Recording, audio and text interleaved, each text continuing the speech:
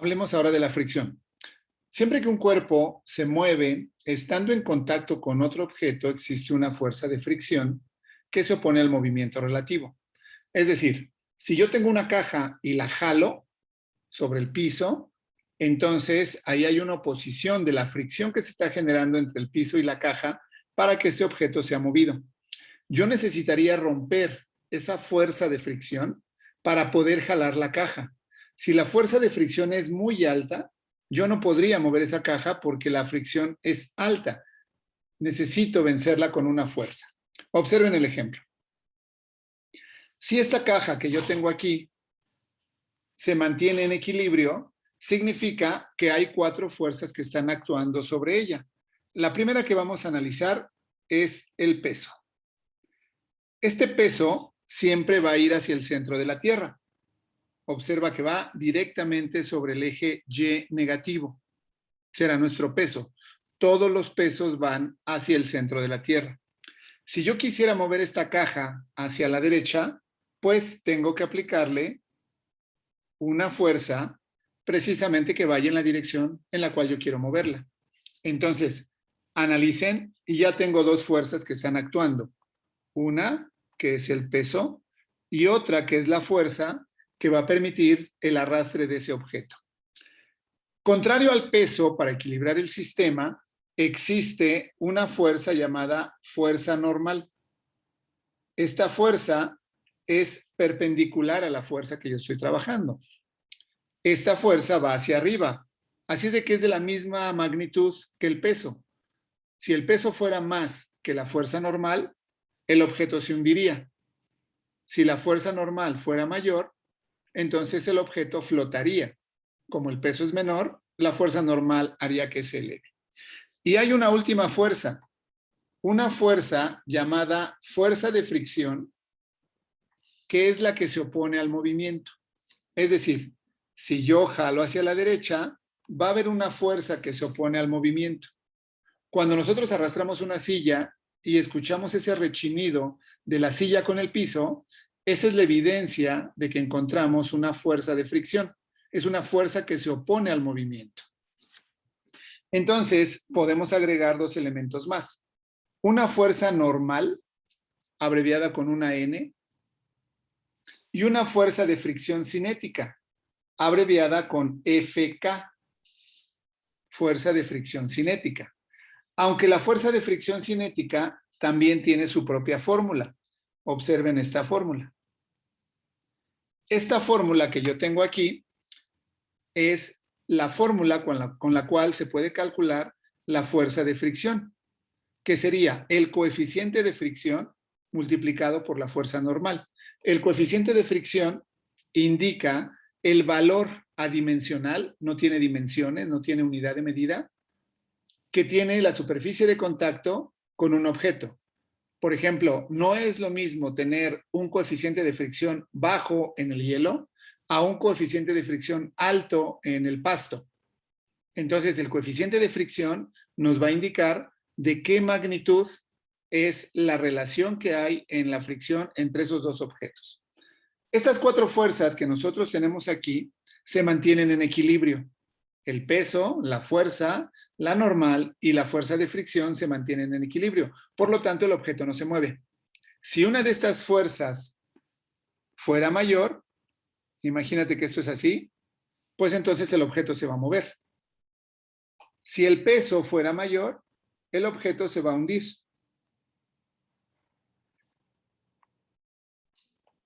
Si la fuerza normal fuera mayor, pues entonces el objeto se elevaría. Si la fuerza de fricción fuera mayor, el objeto no lo podrías mover. Estos elementos intervienen entonces en la fricción. Aquí les anoto los valores de cada uno de los elementos que están interviniendo en este tema. F es la fuerza, se da en Newton. N o N minúscula es una fuerza normal. No se vaya a confundir esta N de fuerza con esta N de Newton. Se escriben iguales, nada más que la ubicación nos indica si es una fuerza o es una unidad de medida. FK es la fuerza de fricción y se da también en newtons. MK es el coeficiente de fricción y no tiene unidades de medida. Se llama adimensional. El P es peso y se da en newtons. Entonces, estos elementos son los que nosotros tenemos precisamente para poder entender cómo es que los objetos mantienen el equilibrio ayudados por la fricción. Vamos a ver un ejemplo.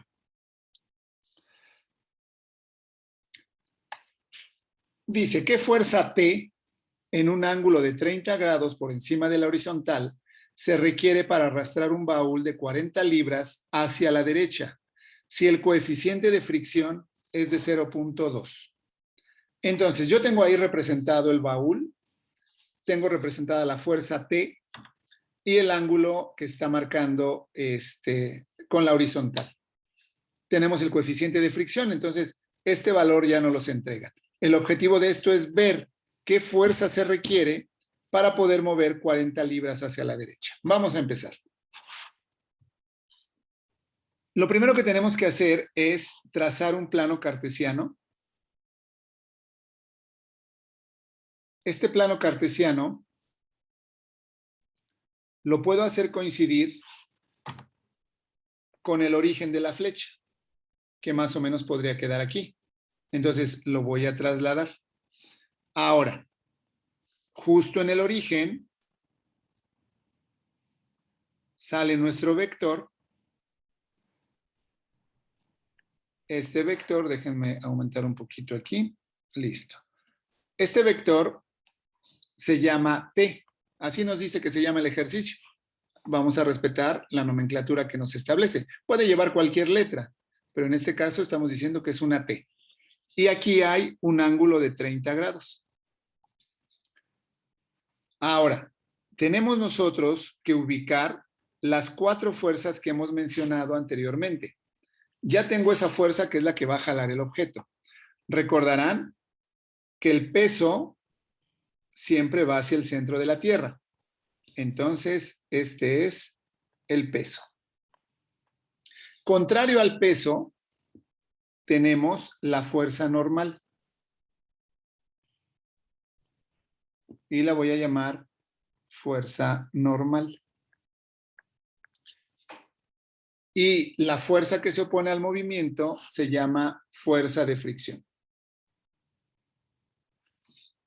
Esta será nuestra fuerza de fricción. ¿De acuerdo? Entonces yo ya tengo las 4 fuerzas que están interviniendo. Para que yo pueda mover ese baúl, necesito determinar con qué valor es esa fuerza T para que el baúl se mueva hacia la derecha. Vamos a ver. Estas fuerzas, cada una de ellas tiene componentes rectangulares. Es decir, cada fuerza actúa en X y en Y al mismo tiempo. Vamos a ver de qué manera. La fuerza T está actuando al mismo tiempo sobre el eje X y al mismo tiempo sobre el eje Y. Este componente rectangular que tengo, lo que hace entonces es indicarme qué fuerza tengo en X y qué fuerza tengo en Y de ese vector. Por lo tanto, aquí podríamos nosotros marcar estos elementos como la fuerza en X, que sería TX, para darle una nomenclatura, y esta sería TY. ¿Sí? ¿Cómo obtenemos esta fuerza? Bueno, pues se va a obtener al multiplicar el valor de T por el coseno del ángulo, y esta va a ser la fuerza T con el seno del ángulo. De esas 2 maneras voy a obtener. Ahora observen, el peso que está en la parte de abajo, el peso en X es igual a 0 porque no hay fuerza que lo esté moviendo a la derecha o a la izquierda. El peso en Y es igual a 40 libras, que son los del texto. 40 libras. Entonces yo ya tengo ahí las componentes de X y de Y de ese vector peso. Vamos a la fuerza normal. La fuerza normal en X es igual a 0. Porque no, solamente se está elevando, no se mueve a la derecha o a la izquierda. La fuerza normal en Y va a ser igual al peso, porque dijimos que los dos son equivalentes, ¿no? El peso y la fuerza normal deben de ser iguales para que el objeto no se eleve o no se hunda. Y la fuerza de fricción tiene una fórmula. La fuerza de fricción le vamos a poner FK en X es igual al coeficiente de fricción multiplicado por la fuerza normal. A normal la puse con minúscula, vamos a ponerla con mayúscula. La fuerza de fricción en Y no existe. Entonces observen que ya tengo yo los valores de las componentes rectangulares de cada uno de los vectores que están actuando en este sistema. Son 4 vectores y cada uno tiene sus componentes rectangulares. Vamos a hacer la suma de fuerzas en X. Entonces, aquí yo voy a colocar la suma de las fuerzas en X va a ser igual a 0. La ecuación la tengo que igualar a 0. Empecemos con el primer vector, que es el de T. Solo para X me dice que T por el coseno de 30, esa será la primera, o sea, estamos trabajando este valor. Y el otro que actúa es este, porque este no y este tampoco. Entonces voy a copiar este. Observa que la dirección de este vector es en sentido negativo. Así es de que le coloco un signo negativo y sería la fuerza de fricción. Esto es igual a 0. Porque ya no hay más, solamente esas dos son las que están actuando en X. Ahora observa, voy a sustituir FK como FK es igual al coeficiente de fricción multiplicado por la normal, T por el coseno de 30 menos el coeficiente de fricción multiplicado por la normal. La normal vamos a ponerla con mayúscula aquí. ¿De acuerdo? Esta se iguala a 0 y le voy a llamar ecuación 1. No la pierdan de vista, la vamos a estar ocupando. Esa sería para X. Ahora vamos a juntar las fuerzas en Y. La suma de las fuerzas en Y deben de ser igual a 0. Vamos a empezar nuevamente con la fuerza T. Entonces me queda T, ahora por el seno de 30, observa que también es positiva porque está en el primer cuadrante. Luego, más la normal, que es esta que tenemos nosotros acá, esta de acá. Y luego vamos a colocar menos el peso. Pero el peso, de acuerdo a lo que nos dice el texto, es de 40 libras. Entonces, pues bueno, mejor de una vez le ponemos 40 libras para ir ahorrando pasos. Y esto es igual a 0. Se han sumado entonces en una ecuación todas las X, todas las componentes rectangulares en X, y en el otro se están sumando todas las componentes rectangulares de Y. ¿De acuerdo? Y a esta ecuación la vamos a llamar ecuación 2. Nos queda ahora un sistema de ecuaciones de primer grado con dos incógnitas. Vamos a despejar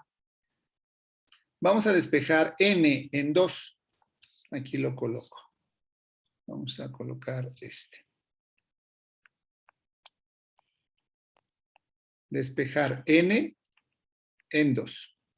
Entonces, si yo despejo n, me va a quedar n es igual a 40 libras menos t por el seno de 30. ¿Sí? Lo único que hice fue, este que está restando lo paso para acá sumando. Aquí está. Este que está sumando lo paso del otro lado restando. Aquí está. Esta ecuación, ¿estás de acuerdo que es una ecuación equivalente de 2? Entonces, vamos a sustituir, le vamos a llamar a esta ecuación 3. Le llamaremos 3 a esta ecuación para que la podamos diferenciar. Entonces, ahora, sustituir 3 en 1. Vamos a ver cómo queda. La ecuación 1 dice que t,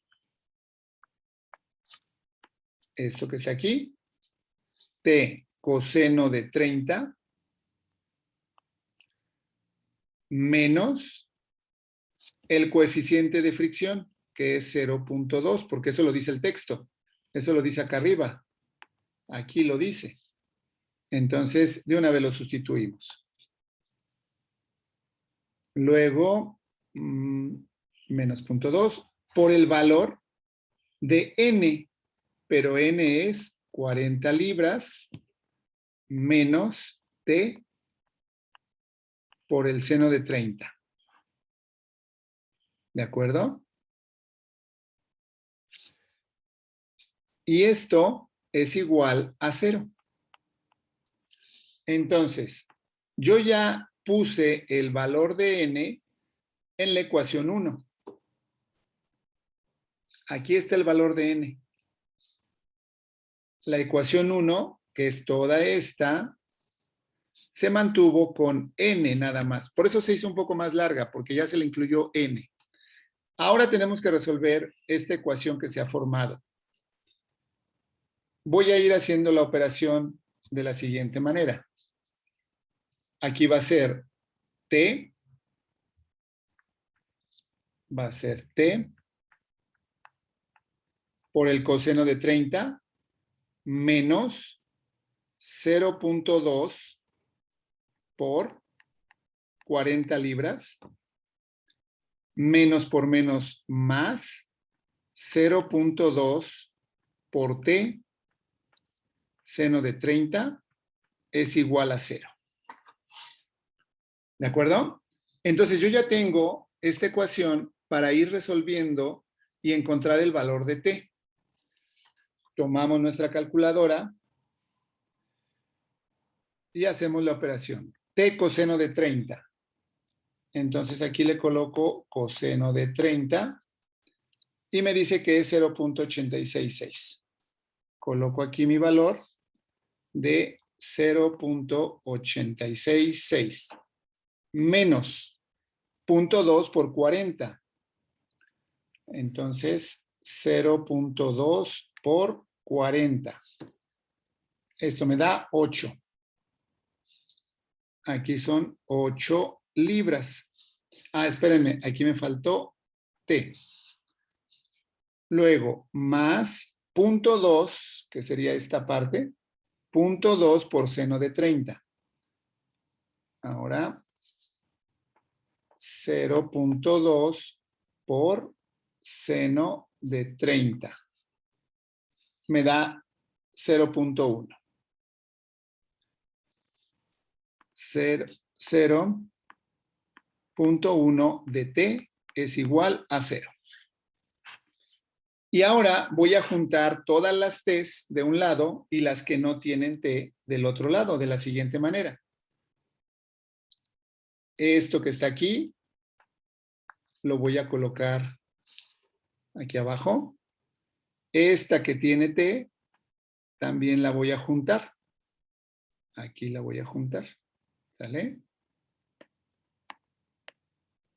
Ahora, el signo igual.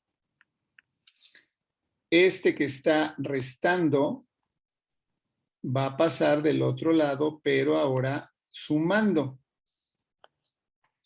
Lo paso para acá, pero ahora es con una suma. Entonces me quedan 8 libras de este lado. Hago la suma de T y me queda 0.966. T es igual a 8 libras. ¿Sí? Déjenme reducir un poquito esto porque ya está muy grande. Aquí.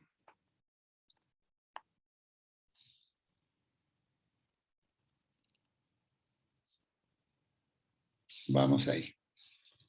Y luego lo que voy a hacer es dejar solo T. T es igual a 8 libras dividido entre 0.966. Entonces nuevamente tomo mi calculadora y pongo 8 libras entre 0.966. Y me da 8.2815. La fuerza T es igual a 8.2815 libras. Y este será entonces nuestro resultado para mover esa caja que tiene un peso de 20 libras. 40 libras, perdóname. 40 libras era la caja. Entonces, para que yo pueda mover esa caja, necesitamos esas libras para poder hacerlo. ¿De acuerdo? Bueno, esa es la solución de este ejercicio.